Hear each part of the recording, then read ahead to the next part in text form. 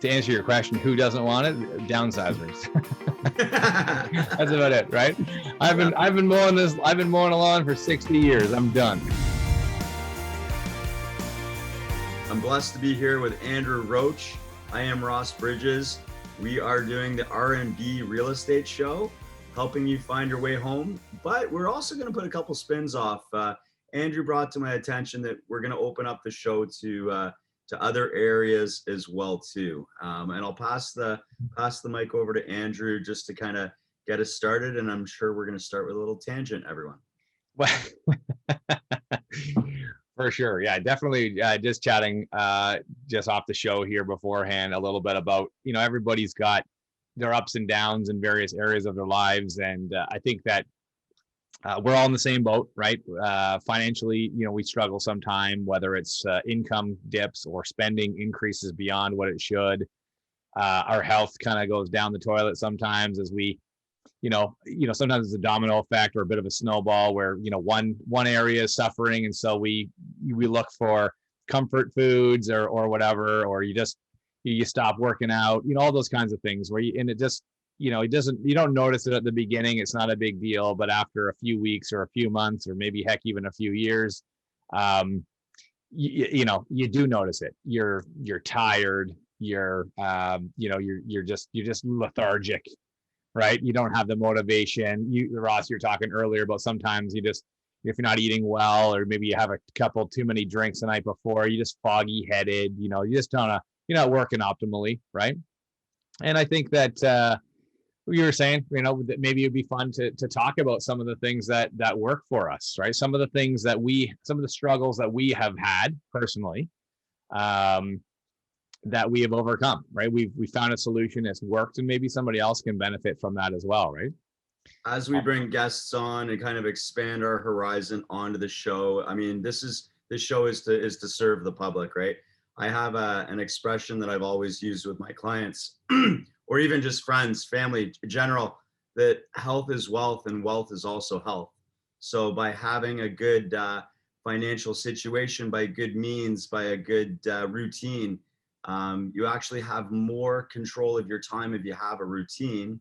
But I think more than anything, it's just taking care of your time. In real estate, for Andrew, for myself, for the people that we work with closely, our schedules are all over the place. It's a lifestyle choice when you become a realtor.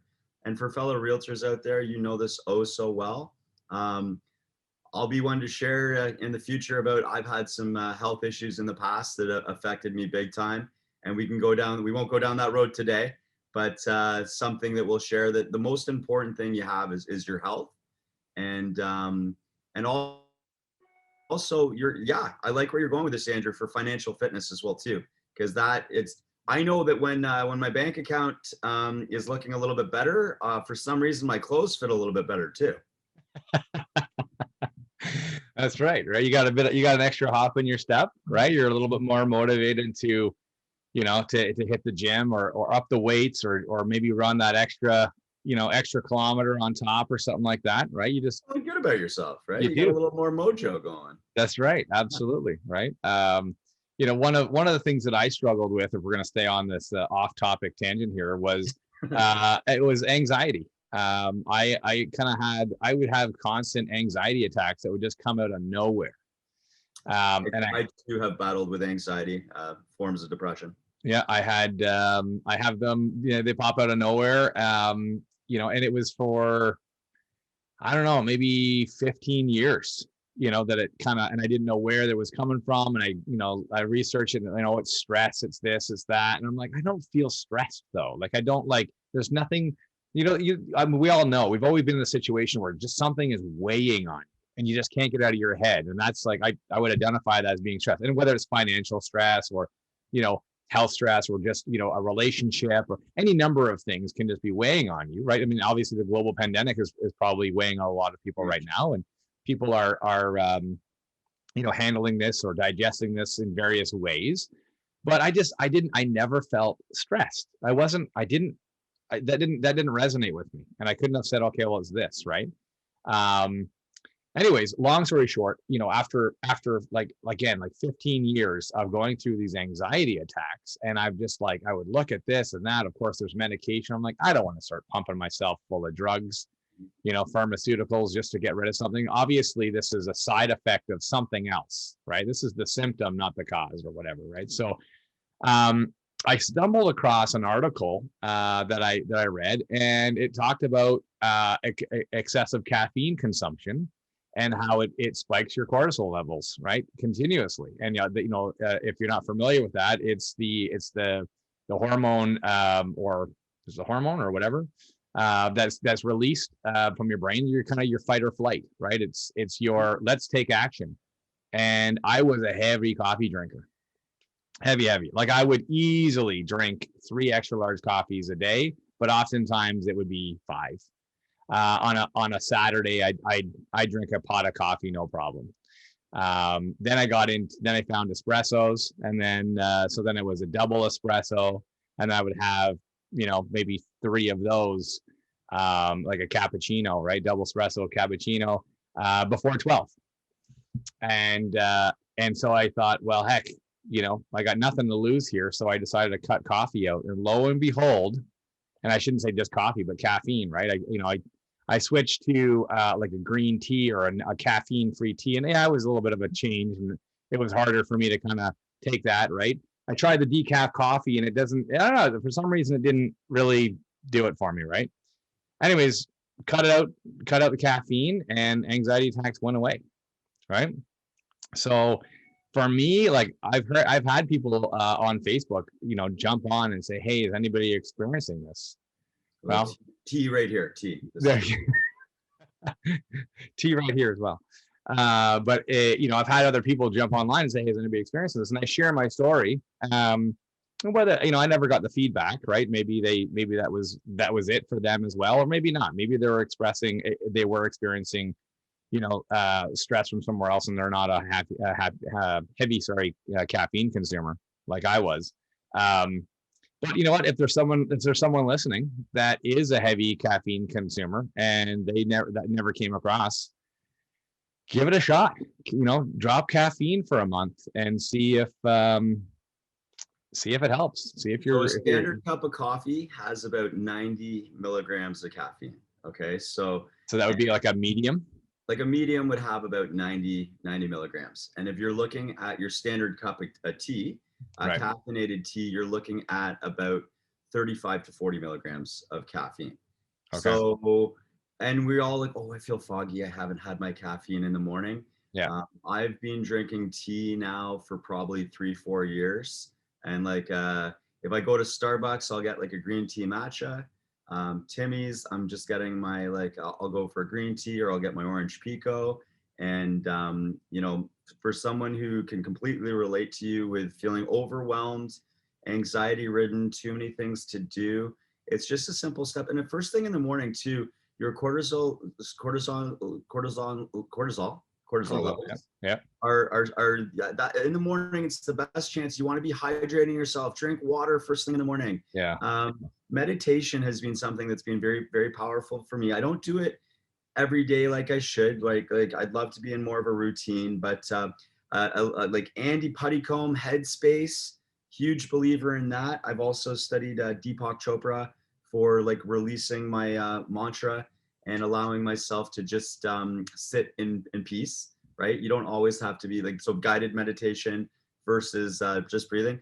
If you are feeling overwhelmed, say you're driving into work in the morning, you just listen to some easy music and focus on your breathing. Moving meditation, going for a bike ride. My pool's opening in another week or two. I can't wait to go for underwater meditation. So like a bike ride, whatever you got to do. Like, you're big in the martial arts, right? So that's your moving meditation. When you're getting there, getting out of your head and getting into your body, into your life. Also, I want to say a special shout out to my naturopath, Dr. Jason Lee. I've worked with, I'm a cancer survivor, everybody. There's a little plug from earlier. And I've worked with some of the best naturopaths and doctors out there. And for anybody on the show, if get off the medication, get onto the supplements and the vitamins. It's going to change your life, and it's going to give you better quality of life. Like, I don't know what else to say other than that, right? Health is Yeah. wealth, and wealth is health.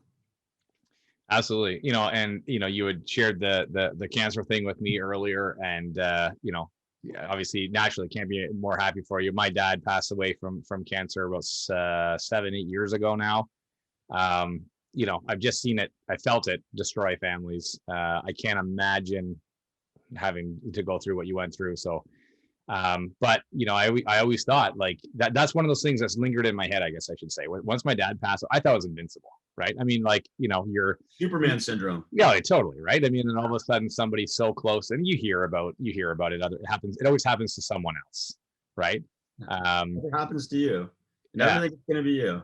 No, right? And then it came so close to me, and I'm like, oh my smoke, like holy smokes, like that could be at me at any moment. And that's when I kind of really started to think about, okay, what could I, just make myself maybe more aware, right? But that's amazing, man. You talked about meditation there for a little bit. I'm gonna lie to you, I'm new to that. Trying it a little bit. Certainly not great at the routine, sticking with it every day, the consistency. But from time to time, I think when I do feel that kind of stress level, that overwhelm coming up, I'll identify that. And like you said, I think the biggest thing for me with like, what's the deal with meditation? I don't know how to do it. Like that was the big question for me. And so chime in here and correct me if I'm wrong, or just add to it. But really, it's being present. And I'm like, being present, like what the heck, being present. But if you think about like where your mind goes at every moment, right? It's what do I have to do? What do I need to do? What did I do? What's this person saying? Having internal arguments with somebody that is, you felt has wronged you. Just being on your phone at all moments of the hour, having your kids talk to you, and you don't hear them because you're plugged into your phone, or you're doing something else, and we're always looking for a distraction. You binge watch a TV show because at the end of the day, or you drink at the end of the day because it's kind of your release, right? And it's not about, and again, correct me if I'm wrong, but for me, like, it's not about clearing your head to be like, think about nothing. You're not necessarily trying to think of just white space, but it's just, again, being present. It's what do I feel? What, am I here and now, right this very moment? And that's why you said, go for a run, go for a moving one. How do you feel? Concentrating on your breathing, going for a bike ride, same idea, enjoying the outdoors. Here I am right here, right now, not thinking about anything else. I love what you said there, like being present. Like when you're taking that sip of your tea, all you're focusing in is the flavonoids of that tea.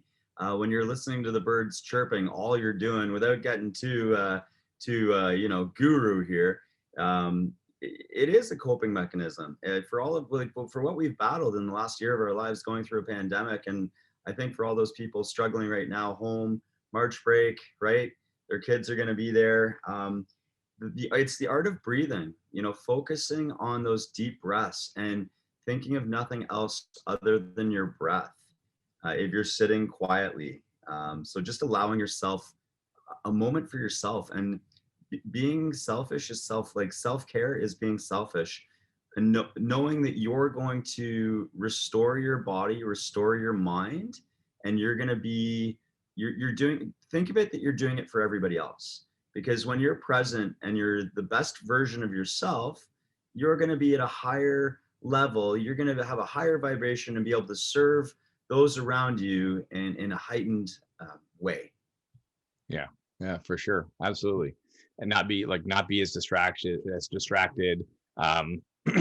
Be more present, have the attention span, not be short. Better listener.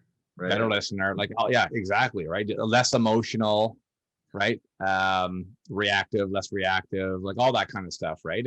And listen, again, like I'm like, from a martial arts perspective, I'm like white belt, no stripe kind of thing, right? Like I'm just brand new at it. But it's very interesting, and I know there's a big, massive world. And for me, my struggle is, I think a lot of people are going to be the same thing, be in the same boat. My struggle is definitely going to be carving out that time, taking the time, and it doesn't have to be a long time, 10 minutes, right? Heck, it could be 5 minutes. Could be 2 right? minutes. Could be 2 minutes, right? But sometimes for me, it's just like, oh, when am I going to do that? Okay, I'll do that after I do this, right? And then of course it's, I don't know, midnight after watching a few episodes of such and such, and it's okay, bedtime, Yeah, and when people say like you don't have time, it's the best excuse to say, oh, I don't have time. You can carve out 3-4 minutes just to sit there quietly and breathe. A couple of techniques that are easy to put yourself in a better headspace. One is smile. You put a smile on your face, you share that with somebody else, that puts you in a better frame of mood.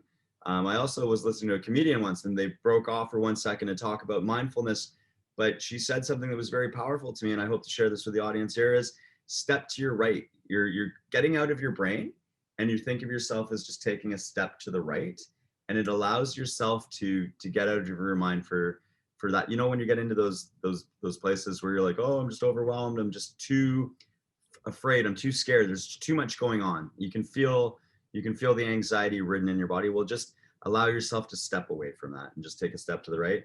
And for me, and I'm going to do a second shout out here. My yoga studio, I know, Andrew, I've said this to you several times, and to pretty much anyone I probably talked to at some point, if you talk to me for longer than half an hour, I'm probably going to bring it up. I'm missing my Moto Yoga at Fairview and Appleby. Tommy, Samantha, everybody there. I mean, there's a Greg, I could probably name you all. I just want to thank you very much, and I'm missing y'all. And for me, when I was first battling my cancer, I couldn't get outside of my head. And the only place that I found salvation was on my mat. And this is like spiritual healing, being able to share this. Andrew, we didn't plan on talking about this. I know. Are we going to talk about real estate? Maybe another day. Well, it's nice that they can get a chance to. I'm sure there's somebody out there that's going to get something out of this, and that's what really matters, right? But finding your mat, yoga, Pilates, whatever the heck it is, whatever you got to do to, and you'll feel better about yourself.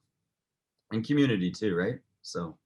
Yeah, all that. Again, this is going to be a bit of a rabbit hole here, but you just brought up yoga. I was thinking about that, just as part of it, right? And again, doesn't have to be long. I got a great 10-minute back stretch that I do, because with my lower, I guess I've got weak glutes, or hip flexors or something like that, right? And my lower back is I'm always pulling my lower back, right? So trying to strengthen those areas so that happens less often. But a lot of times when I started getting into yoga, it's 30, 40 minutes, an hour, sometimes an hour and a half. I'm like, oh my gosh, so that was my idea. That was my thought process. But again, it doesn't have to be 10 minutes. You could go through a couple of cycles of stretches, hold them, etc. And you're good to go. And I admittedly haven't been great again of doing it consistently. But when another thing that I would get is restless legs at night. Just always having to be moving my legs, just this overwhelming just urge to move my legs, right? And I found doing, again, just taking some time, taking a couple of minutes before bed and going through a couple of stretches, even just in bed. Sometimes I'm watching TV and I'll just start stretching, right? Leg up, holding my leg, holding my hamstring, or you kind of crossing one leg, one ankle over your knee and pulling your knee in to stretch your glutes, right? Just before bed. I mean, when you're done, you feel great, right? Sometimes it's hard at the time and you kind of have a hard time breathing because you're in a weird position, but afterwards, just hold it for a while. You feel so much better, so much better. I'm so guilty of not using my foam roller enough. I know that you do a workout and you're supposed to get out the lacrosse ball and the foam roller. Right. And I think that I'm missing that more than anything is from yoga. It's that deep body stretching, but the mind and body, right? And magnesium's your friend too for when you're having those cramps. Lots of magnesium and lots of liquids, my friend. Yeah, well, liquids for sure. Magnesium, that's a new one for me. So we'll have to talk about that sometime and hear a little bit about more about that. But But yeah, I mean, so, kind of maybe wrapping back around again. I mean, we kind of started with the tangent. It certainly wasn't supposed to start this way, I don't think, but it's fun that we did. I think these are kind of some fun things that I think we'd like to talk about. I think we both have interest in them, and I certainly think that a lot of other people do. Um, this is primarily a real estate show, but that can very, very, very easily wrap into other areas of our lives because, you know, um, we're talking about, finding you a home, bringing you home, but what if it's a second home? What if it's a third home? What if it's, your fourth investment property, which is bringing in some passive income? What if it's, Vacation home. vacation home, right? Like, yeah, all that kind of stuff, right? If you're able to purchase a couple of extra properties, which alleviates some of that the financial stress that you might be having, maybe put you on a better road to, maybe again, I think one of the reasons why we don't eat very healthy is convenience and cost, right? I mean, grabbing a $3 hamburger, that's laden with preservatives and it's scientifically proven time and time again to be just absolutely crap for us. That somebody else made and you can pick it up in a minute is a heck of a lot easier and cheaper than going and buying some nice quality organic meat or making a nice salad that's going to cost you $12, right? And it's going to take you time to make it. I mean, I get it. I'm guilty of it myself, right? But if you have a little bit of extra income, maybe you're okay with spending a little bit more money on a better quality food, maybe that gym membership, maybe that program, maybe that whatever your new pair of shoes, that excuse that's going to get you out running again, or whatever the case may be. I know that in the past, some of the reasons why I didn't make the best, either health choices, I guess mostly, was for cost, right? Because it's kind of is expensive or it can be expensive to eat healthy, right? And make the right choices. And then, like you said earlier, right, when you're kind of feeling down and unmotivated, you go to the comfort foods. You don't really want to, take the time and think about what you want to eat for tonight and go and make it. And, it's an hour and a half process. And then, and at this stage of your life, the kids are like, I don't like it. You're like, all you think back of is like how much you didn't even want to do it in the first place. You finally got it. It cost you a lot more than you wanted it to, and nobody wants to eat it. Yeah, there's so many principles in there. I mean, like the time, the money, the energy, like the value proposition of, I can just go through McDonald's right now and spend $10 and everybody's quiet and fed. Right. Versus that's gonna, by the time I'm done grocery shopping and I make the meal, that's going to be 2 hours of my time. So yeah, I mean, food prepping, there's another show. We could probably bring a guest on for that. Yeah. But I think one thing, and I think like what you talked about there too, like looking out for people's best interests. I like the idea of this being more than just a real estate show, right? When I did say earlier, health is wealth and wealth is health. When we are talking about homes, I'm actually going to talk about real estate for a minute here. Andrew, we can always come back, but I think about us as also, you have your financial advisor. Well, for most people listening to the show, including myself, probably you, our largest asset is our home, right? So I do think of our homes as a business, right? In terms of like, we pride ourselves on being real estate financial advisors, right? So when you're feeling like you have good financial IQ and you're in a good situation, then you're making a lot, but your mind is clear, and it all ties, it's all cyclical. They all tie together, where you're making better decisions, you're more prepared, you're sleeping better, and they all coincide. Less stress. Like, you think why people get sick? It's a combination of our environment. It is the quality of sleep, our exercise, which is one of the best multivitamins we can ever take. It's all this good quality stuff. Vitamin D. We suffer throughout these long winters. Thank the Lord that spring is upon us, because that was a long one, pandemic winter that we just all went through. So like, I think at the end of the day, like it's feeling like you have a plan, right? You have a plan. Morning routine. You and I have both talked about like the miracle morning, where you start your You're like, I was up at 5:30 this morning. I had a great start to the day. I bike ride back from my girlfriend's home to here, which was maybe a 10-minute bike ride, but it was a nice way to start the day. Yeah, yeah. And that put me into a better frame of mind, right? Had a very anxiety-ridden day. Had some very successful clients. They won in competition, bought a beautiful home in West Oak Trails in Oakville for Nice. 1.6. Aaron Rain, who's been with me longer than anyone on my team right now. We had a beautiful listing in Mississauga appointment we want to. We got the listing that'll come on the market. So our days, you never know where they're going to come from, right? You never know what you're going to be facing next. So it's having a plan, blocking your time, having a plan so that that was a good tangent I went on there. I think I covered a whole giant spectrum of different things, but yeah, I'm glad that we're talking this out. This is nice. Yeah, absolutely. And so, we're going to get back in, if we're going to wrap back around again to real estate here, because I think that was our opener. What is that? Like, this is going to be like a 25-minute opener.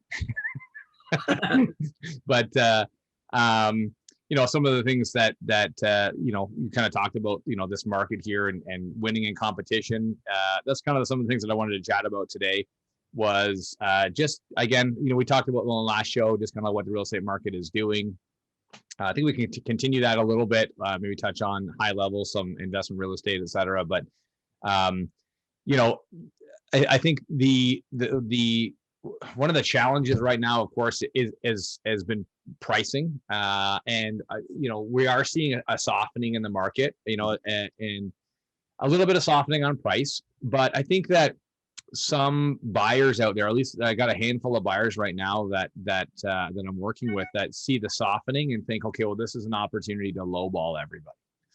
And we're just not there yet, right? I mean, I think that day will come when the market will come down lower.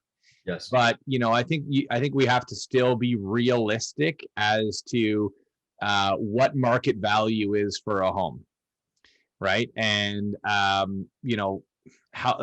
long are you willing to spend running around, submitting offers below market value before you just say, okay, fine, I'll just buy a home. Right. I mean, at the end of the day, everybody's up against a timeline to one degree or another. Whether that timeline is long or short, you still have a timeline, right?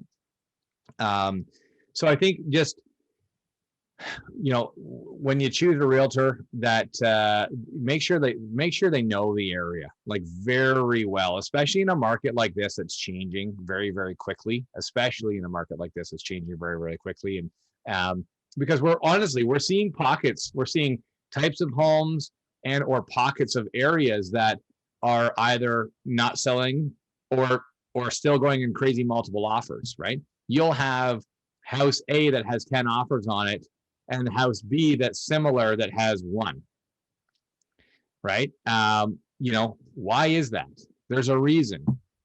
And to be able to identify what that reason is and be able to say, okay, well, let's if everyone's going to be looking for, okay, there's a couple of things everyone's going to be looking for right now. It's going to be the pretty home, because everybody likes the pretty home. Like the inventory is high enough now that buyers have choice, right? So everyone's going to run around to the pretty home. So if there's one that doesn't look quite as nice as you might want it to, keep in mind, especially, listen, we're big staging advocates. There's a big reason why staging works. On the flip side, when I'm working with my buyers, let's look past the staging. Yes, the staging's pretty. I agree. We use the staging as well.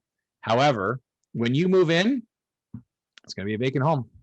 Look at the walls. Look at the walls. Look at the floors. Turnkey right? homes will always sell way, like I find in my experience, coming up on my 12-year anniversary here in real estate, turnkey homes always have more attention.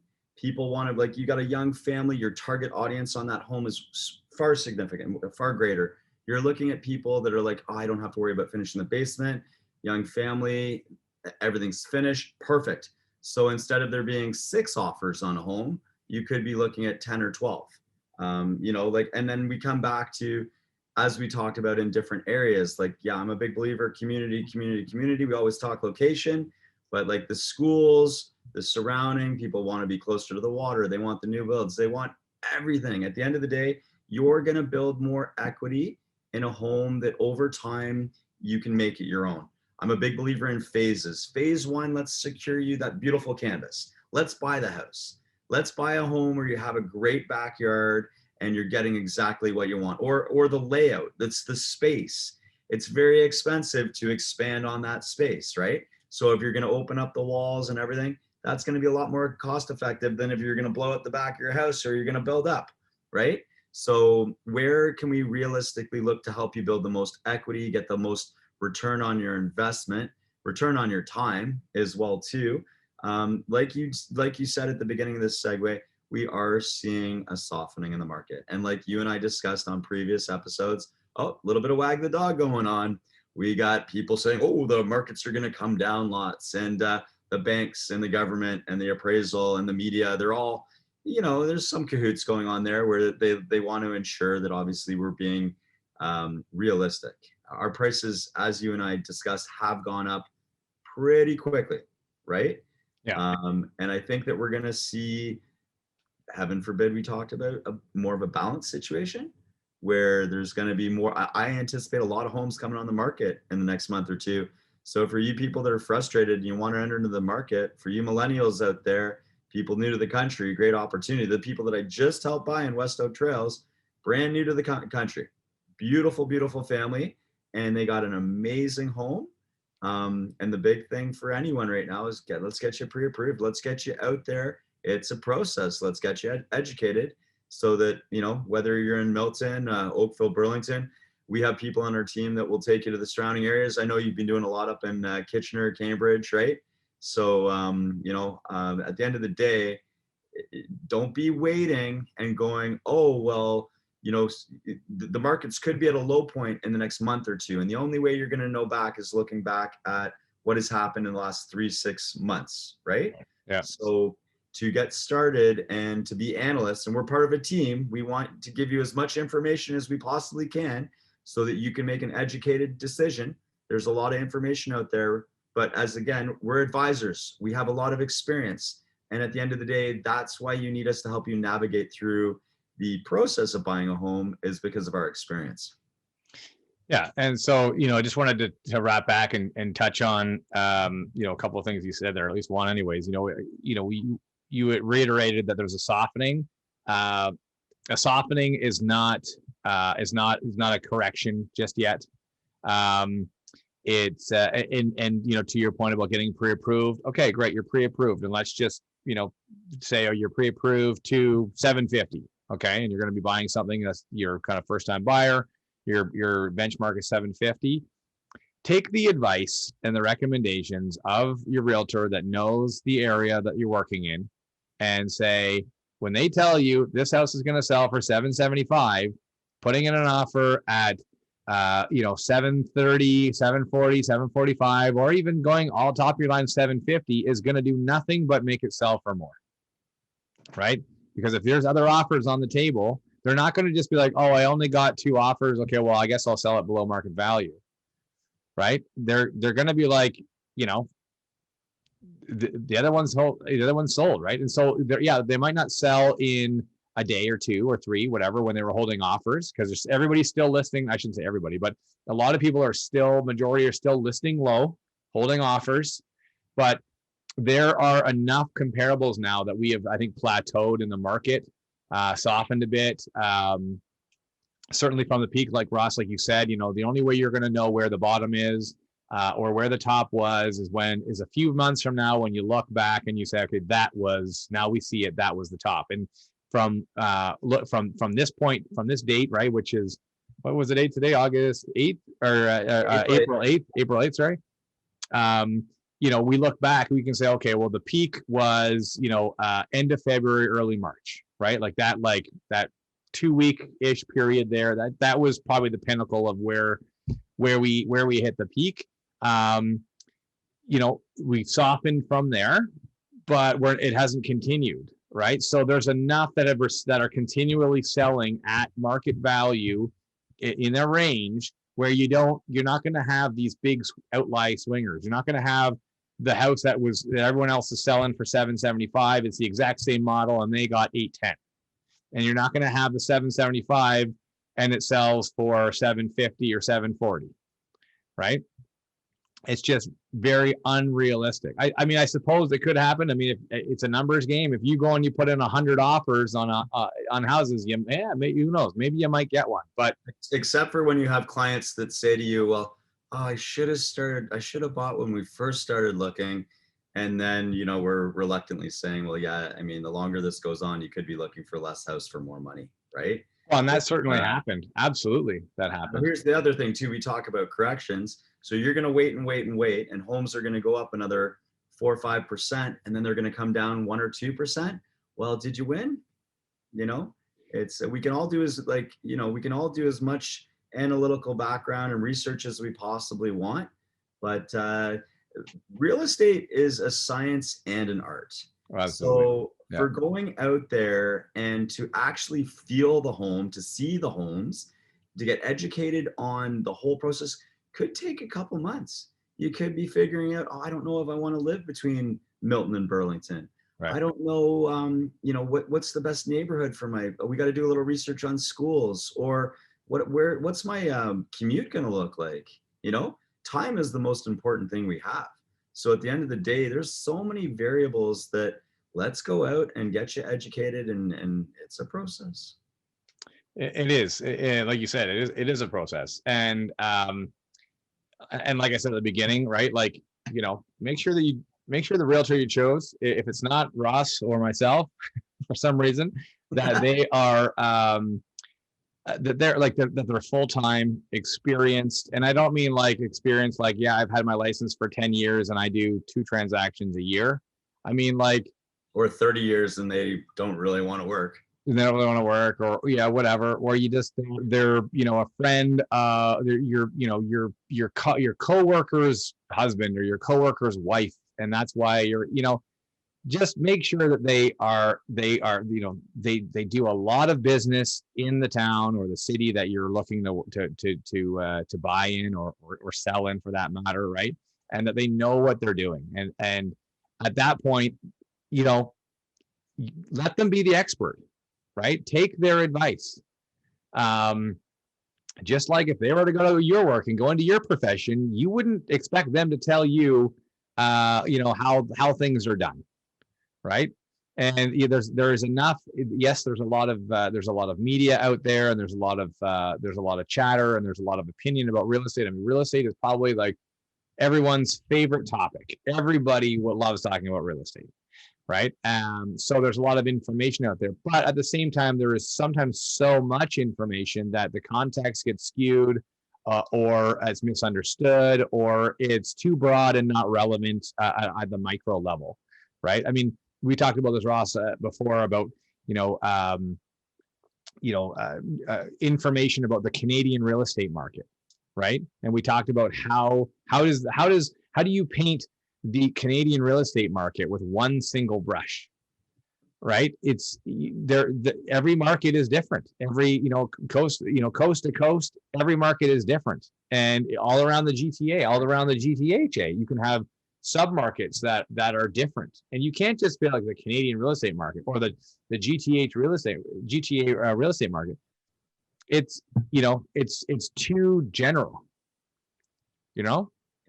Like, and you might know 1 or 2 neighborhoods, like, oh, I really want to be in this neighborhood or that. Okay. And then you find out you can't afford that neighborhood. Well, we want to be educating you on your next best options, right? And when you, like, I've learned so much from my clients over the years, and we all have such a wealth of knowledge. Like, I'm learning from you right now, Andrew, and like passing it forward. But when you go out to do this, like the experiences, and you learn from every experience you go through, whether you're dealing with the appraisals or the banks, or, oh, there's a mold issue in the home, or all of these different facets that you couldn't even possibly imagine that we've gone through, right? And you might even have a little fun along the way, and you might even learn something, right? But more importantly, it's something that you're going to, it's an education on the future of your home. And we want to get, even if you buy a home in competition, getting you a home inspector after the fact to educate you on the maintenance of your home. I mean, it might just be a condo, but it could very easily be your townhouse or detached home. And you got to understand that there's a lot of stuff that goes on other than just moving your furniture into the house. Yeah, for sure. There's a ton that goes on, and like you said, knowing the area, you know what's around, the proximity to stuff, how the prices change from neighborhood to neighborhood and why, right? Up and coming neighborhoods, right? I mean, there's a neighborhood in Milton, Bronte Meadows, that for years, as soon as I saw the trend of Timberley take off and then Dorset Park take off, I said the next one to boom is going to be Bronte Meadows. And everyone's like, Bronte Meadows? Oh, Bronte Meadows is like a dive. Like, nobody wants to live in Bronte Meadows. And boom, sure enough, right? A couple of years later, tick, tick, tick, tick, tick, tick, tick. Why? Because there was a trend happening. There's a trend happening where all around Milton, you have builders coming in and building big houses, or even medium-sized houses, but on a postage stamp lot, right? The tiny little lots. The lots are getting smaller and smaller and smaller as the province is demanding urban intensification, right? Increased population density. So, and what do people want, especially in Milton? Milton's a young family, the second youngest town or municipality in Canada, or at least Ontario, anyways. You know, they want to raise the family, raise their kids with a yard, right? They want to have a pool. They want to have some outdoor space. They don't want to live, you don't want this tiny little minuscule backyard that, you know, even a dog has having a hard time being out in the backyard, right? You know where I'm going with that, anyways.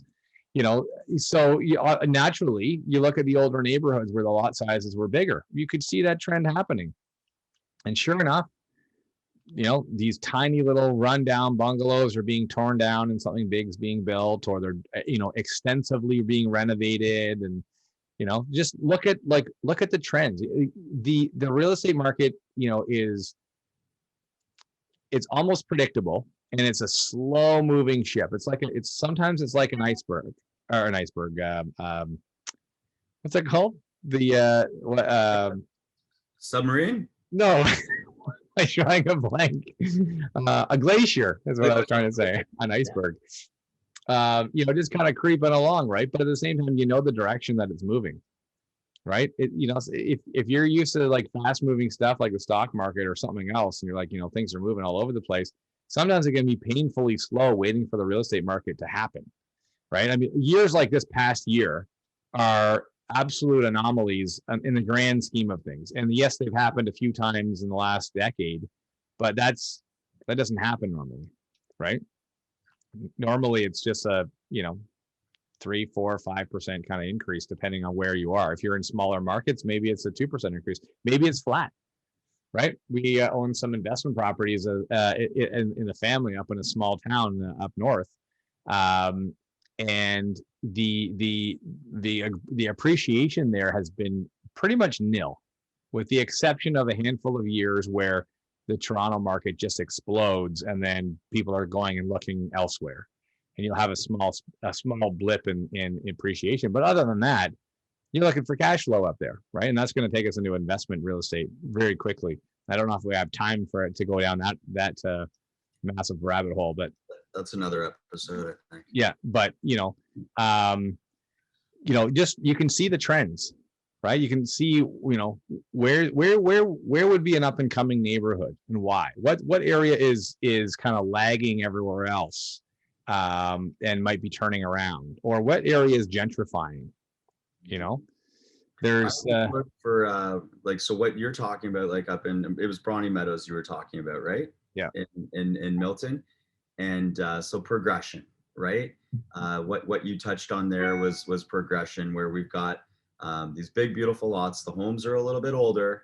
They're reaching a point now where we're going to start to see some tear downs in the neighborhood, some new builds, or some complete renos, some gut jobs, some, you know, people are putting a lot of money into their home. They're building up on it, building back, like I talked about earlier. And that's where you want to go, where the progression is, right?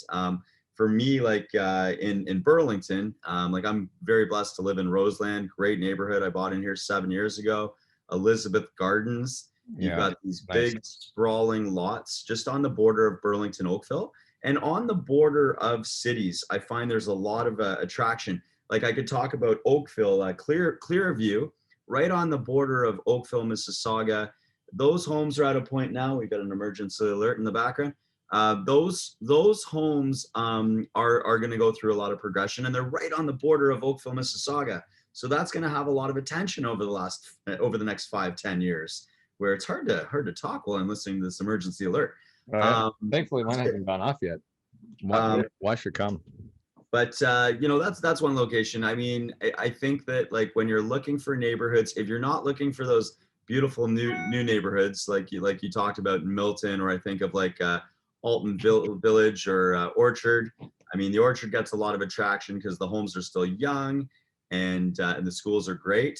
I mean, I was blessed to grow up in Southeast Oakville, so you get the best of both worlds, where you get the most amazing schools, and you also get these big, beautiful lots, and 80% of the homes have been torn down, and there's been some magnificent builds there. So progression is something you always want to be looking for, as an investor with your plans for your future, for your home. Who doesn't want a bigger lot? Who doesn't want a bigger backyard? And the potential to, even if you're like, I live in an old side split. I got a huge lot, but I live in an old side split. It's nice to have all that space, right? Yeah. So yeah, I think to answer your question, who doesn't want it? Downsizers. That's about it, right? I've been mowing a lawn for 60 years. I'm done. And great time for downsizers to cash out and look for a better quality of life. Maybe that vacation home in Florida to go along with their condo in Milton or Burlington or Oakville, right? That's right. Yeah. And on that note, I was chatting with a client yesterday who wants to buy an investment property, budget around 750 or so, right? And I just let them know, hey, listen, that is a very competitive price point, because you're going to be getting, you're going to get first-time buyers, right? Millennials, second-time buyers moving out of a condo. They may be looking for from townhouse or something like that. You're going to get, first-time buyer, or you're going to get investors. Sorry, that's an affordable price point from an investment perspective. And then again, you're going to get baby boomers, right, that are downsizing, that are looking to, sell the big house and get into something a little bit smaller, a little bit lower maintenance, right? So it's a very competitive price point. Right? As you get kind of that price point gets attacked by like three different angles by three, well, at least two very, very large cohorts, and then a third is pretty sizable too, as in the investor world, right? So just be, I don't know, be patient in that space, at that price point. And dare I say, don't be overly picky. I know that it's going to be a home, right? But look for location that works for you, and then just look maybe beyond the cosmetics, if that makes sense, right? Like you want to look at like the good bones. You want to make sure that the house is good, but a coat of paint, some new floors, right? You change out some trim, maybe you update the kitchen and stuff like that. But like, those things can be done over time and will improve the value of the home long term, right? And like to touch on what you said earlier with like the segments of the market, right? Like if you're looking at it like, oh, the markets are softening and I've got an opportunity to go in at this price point and it's a turnkey home and well, it's not a realistic outlook to think that you're going to get it at list price. If your budget's 750, then we might be sending you homes that are listed like significantly lower than that, because at the end of the day, now the condos are a little bit easier to buy than if you're looking for a townhome or detached. But yeah, I love what you said about continuing to build your equity, changing the flooring, putting in some pot lights, paint. If you want to do some painting the staircase, right? It gives it a fresh pop and it feels like a new home. I think of the Foresters, some of my dear friends, they bought this beautiful home out in Hamilton, gorgeous home. And we went to it 3 or 4 times. And I loved this home for them. The layout was gorgeous and everything. They couldn't see past it. And I'm like, we redo a little bit of the kitchen with some paint and we paint the walls. And this is going to look like a brand new home. And lo and behold, they did that. And this was a mini makeover that cost them probably $5,000-6,000. Yeah. And you were blown away by the transformation that home had just with some paint and a little bit of lighting, right? So Yeah, I mean, paint is probably going to be like one of your biggest ROIs, right? It doesn't cost a lot. I mean, heck, you could do it yourself if you want. It's not the type of thing that, like, I mean, not a lot of people can really butcher painting. I mean, sure, I guess the hardest part would be like, cutting in around the trim and the ceiling line. That's where you can maybe go bad if you're not patient. But that can be one that can be a really, really good return on investment. Doesn't cost you a lot and can very easily just change the whole feel of the house. Flooring, same idea. Certainly costs a lot more, don't get me wrong, but you can get some good quality, good high quality laminate. Actually, you can get some laminate that costs more than hardwood.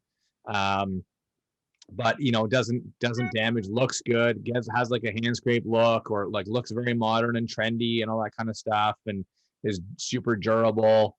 All these things like that, and they can be done in stages, right? I mean, heck, you could even do flooring in stages, right? You can have flooring guys come in and do one floor one day or one weekend or whatever, and then maybe a month later when you saved up again, do the next batch. But you can do that. Right? It doesn't have to be like, oh, I have to buy this house and I have to drop 60 grand all at once. I don't have that money.